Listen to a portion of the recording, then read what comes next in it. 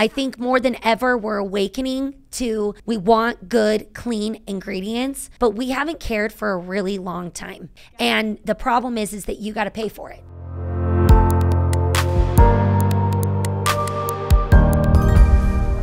They were over in Italy, and my mom saw a pizza place that said made with 100% Kamut. And she's like, huh, okay. And she had heard of Kamut, but only the whole wheat, right? Yeah. So she goes into this pizza place, and it tastes like white pizza, but better. And so she kind of was trying to talk to the chef and say, wait, what is this? And he could barely speak English. And he showed her to go over to this farmer's market, you know, because they have all these amazing farmer's markets in Europe. Yeah. And she found a little bag of white Kamut flour. So she took it back to her apartment in Germany and started baking bread and everything with it and was like, what is this? Everything is better with this. It's like white flour on steroids. The cookies, the cake, the bread, all of it was better. So when she came back and I had started the social media, we couldn't find Kamut. We could not find the white Kamut. And we would go to a bunch of different stores and they're like, yeah, we got Kamut. And it wasn't. It was this weird blend mix. And so it was wild how we found the farmer up in Montana that's been growing the Kamut for Italy for 30 years plus. Oh, so he's been growing it in Montana and shipping it to Italy? Yes. He's been richer than rich growing growing Kamut's, wheat. So he was just like, okay. He's like, well, I'm making all my money off Italy because they found it 30 years ago. And they were like, what is this incredible magic wheat that's never been modified? It's an ancient grain. So we're talking thousands of years now, thousands, never been messed with, never been genetically modified to get a higher yield, to do anything. It's 100% organic. No pesticides. Yeah. No spraying, no nothing. And the crazy part is when you make it into the white flour, you're stripping it of the bran and you're making it so it has less gluten than any flour on earth. Yeah. How insane. crazy is that? Yeah. So they were like, whoa. So when gluten intolerant became crazy over there, they started to do studies on it and made it with pasta and all this stuff. And they were like, wow, okay, this is a miracle wheat. So right when I started the Instagram, it's freaking nuts. They found us. And the wife was watching crazy stuff. We then found them, partnered with them, and now the farmer in Montana. Yes. And the rest is history. The rest is history. Yeah. How wild. Wild. Can't make it up. It's crazy. Yeah. So Kamut is better for us because of all those things you said. It's organic, it's ancient, hasn't been genetically. It has protein in it. Yeah. It has less gluten. 100% organic. It's not been bleached. I mean, you name it. This is what you want. You literally are putting the seed in the ground. I just seeded the Kamut. Did you see me? Yes, I was up in Montana and I was doing the cedar. He's like, don't worry, if you ruin the tractor, you owe like $100,000, if you break apart. I'm like, okay, but they don't water it. They don't touch it. It is literally up to God what happens with this wheat. The soil up in Montana, it's the perfect weather. It's a beautiful, crazy story, but if we want to, anyway. But yeah, they don't touch it. You put it in the ground. It's not soil like here. It's almost like a big jug. So they really need the rain, the moisture. It holds it all in, and then you just barely put it under the soil, and it starts to come up after a couple of days. What? Yes, it's wild. It grows that fast? Yeah. Oh so my it's gosh. the soil. It's the right temperatures. It's all just incredible. Amazing. Yeah. You can't get better. And so we have these gluten intolerant issues and all of these other issues because of what's been going on with our wheat, and everything has been so genetically messed up now. It's just, this is why we're getting all the issues that we have. So it's getting back to the basics. It's better. It tastes yummier. It's all the things. But I think in America, we're not willing to pay the price. Some are now. I think more than ever, we're awakening to we want good, clean ingredients, but we haven't cared for a really long time. Yeah. And the problem is that you got to pay for it. You Yeah. got to pay for it.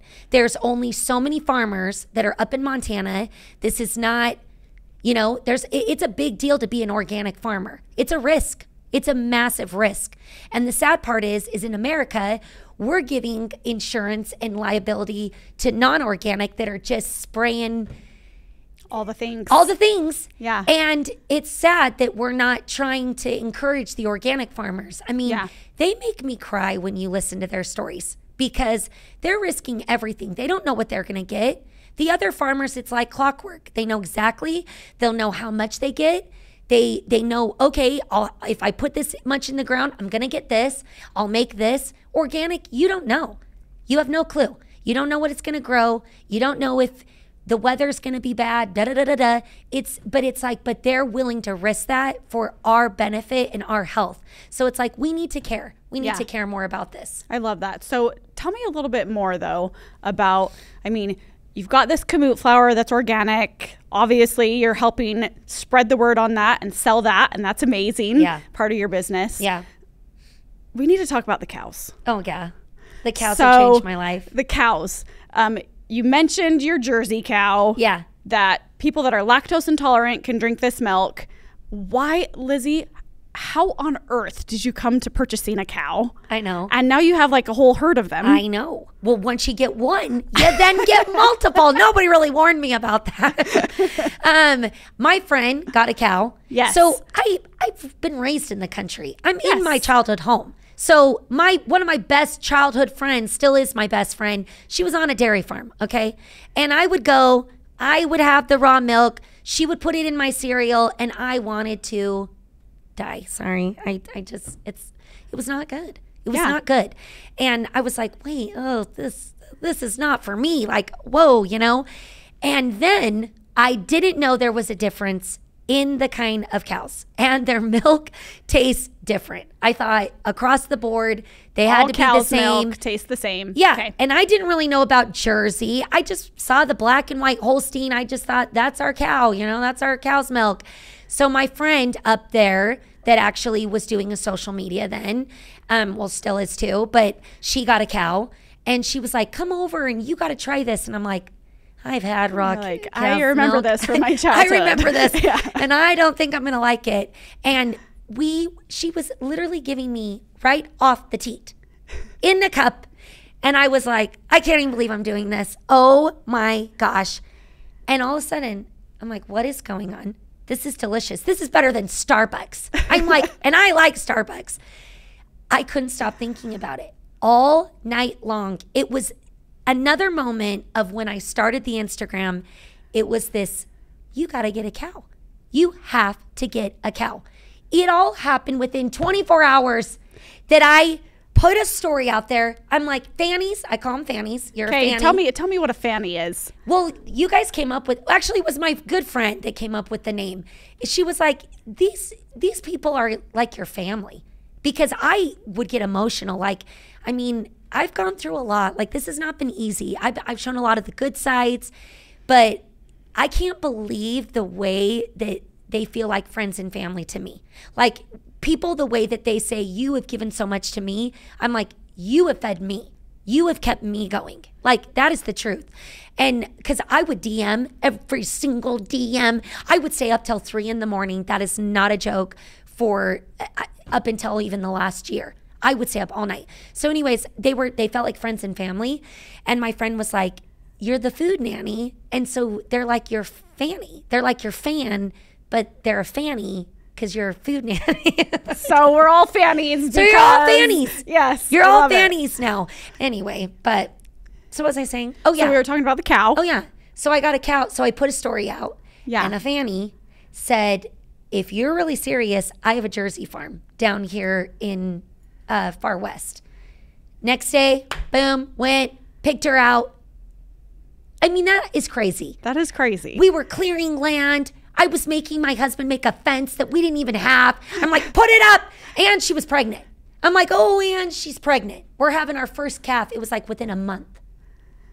Absolutely crazy. But let me tell you something. That cow has changed my life. There was something that seriously happened to me. I'm a country girl, but I'm a city girl. I love to shop. I love to do both lives. And instantly, I felt connected to her soul. I'm not even kidding. I felt like I felt like it brought me back brought me back to my roots. And then I learned that my great grandma had a cow and milked a cow. And I've now inherited her butter mold and all these things. I didn't know that. My mom never told me that. I almost felt like it was what my ancestors wanted me to do. I'm not kidding. It felt like I was getting back to the roots, felt more grounded. I don't know. And on my hard days, because I have hard days. You We all wouldn't do. think Yeah. it, but I do. I've been out there. I've cried with her. She's like the cleanest cow. I don't even know. People think I'm out there bathing her. I'm not. I lay on her. I don't stink. Like, it's not a normal, typical situation going on. Yeah. Yeah. And so this cow has changed your life. And it changed my business too. Okay. Tell me more about that. 1,000%. It was crazy. It was like watching a modern homesteader almost. It was like, whoa, if you can get a cow, I'm out there in my skirt. I literally will go milk in this outfit. I would go milk in these shoes. You know what I mean? Yeah. Like, I'm not this typical farmer. And they were like, what the? And they could feel and see the connection. I'm not kidding. Yeah. So it blew me up with that. Yeah. Yeah. Is that bad to say? No, absolutely not. And they felt I just will as say, connected. I remember watching Fanny give birth to Moose. I know. I cried like That was incredible. I felt like my daughter was giving birth. How else are the rest of us experiencing this? I don't have a farm. I don't have land, right? I know. So it was really cool to see. Yeah. So you have Fanny. Yeah. Right? Obviously, we know why she's named Fanny. Oh, yeah. Tell us the story about the rest of the cows. So she's had 3 babies now. Okay. And we had to do the real farm life with the one. I don't know Okay. if we want to go there. We can go there, right? Her first baby is Moose, Yeah. who wasn't a girl, Yeah. right? So Maybe circle of life. circle of life. I Yeah. was never going to talk about it, and I finally did, because real farmers are looking at to me like, you need to be educating the world of the real farming agriculture life. So I feel like I've got that pull of that. And then I'm like this pretend farmer that's like, da, da, da, we're just having so much fun, and I'm kissing them like a child out there. Okay. And so Moose, man, I was so in love with him. He was the best, just most beautiful steer you've ever seen. And the reality was, he was getting so big, and they just are going to get bigger. And it's actually bad on them. Like, it's not good. It, like, you could see his health was going down a little bit. And they're like a big dog, but yet they don't understand their strength. And I was getting a little scared for my safety a little bit. Like, when I went out there, he would chase me like a dog, but then it would get a little aggressive, you know? Yeah. And so I was just like, circle of life. Yeah. And so we had to get rid of him, and I bawled for days. It was so sad. Yeah. It was so sad. Yeah. And I got a lot of crap for that, but I got a lot of good for it too, because a lot of them are like, thank you for, Telling the full story. Yeah. Okay. And showing that it is the circle of life. I Yes. do eat meat. Where do we think this comes from? I mean, it is interesting how mean people want to get on social media. Man, it's like, whatever, I could get fired up on that. I'm like, the things that people could just, they like to just bully. It's so funny Yes. what they can say behind a screen and Yes. not to your face. It's very interesting. It is, But indeed. anyway, it's just whatever. It was we had- very sad. Yes. But Very we had sad. Moose. So we had him, and then he's moved I on. did the AI. So Yes. that's artificial insemination. And I picked the girls. But don't worry, they messed up my AI the last time. And she's half Holstein, half Jersey. So that birth was quite the experience. I could barely get her out because she was ginormous. Too big for Fanny. Anyway. Okay. And then And her name is Maple. Maple. Yeah, Maple. But did another one come before Cherry. her? Cherry came before. Yes. Okay. So we have Cherry Okay. and Maple. I don't know what I'm doing with them yet. I'm not going to circle of life them. Yeah. We're going to sell them. Okay. And then anyways, this guy was like, hey, have you ever heard of a mini Jersey?